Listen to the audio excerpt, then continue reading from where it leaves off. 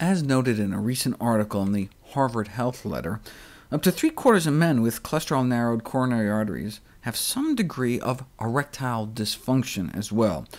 There's drugs like Viagra, but they're a temporary and expensive solution that can cause hazardous side effects. Obviously, if your arterial system is that damaged, a more intensive effort that involves much more than popping a pill can yield longer-term improvements in both sexual function and cardiovascular health. Plant-based diets can not only reverse both conditions, but one plant in particular may be able to play a stopgap role in the meantime. The way drugs like Viagra work is by inhibiting an enzyme that inactivates something called cGMP, which would otherwise dilate penile blood vessels. So enzyme inhibition means more cGMP, which means more blood flow.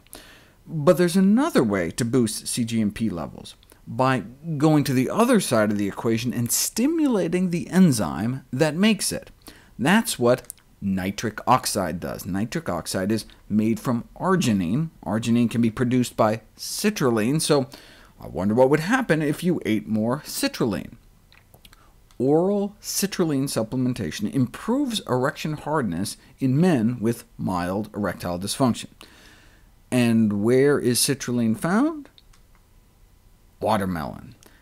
How much watermelon would you have to eat every day to match the dose they used in the study? 3.5 servings a day, unless you eat yellow watermelon, which has about 4 times as much citrulline, so just 1 serving a day. 1 wedge, 1/16 of a modest melon, should provide the dose they used, allowing for a 68% increase in monthly intercourse frequency, which your heart should be able to handle, given how much lower your blood pressure will be with watermelon supplementation. Watermelons got it all.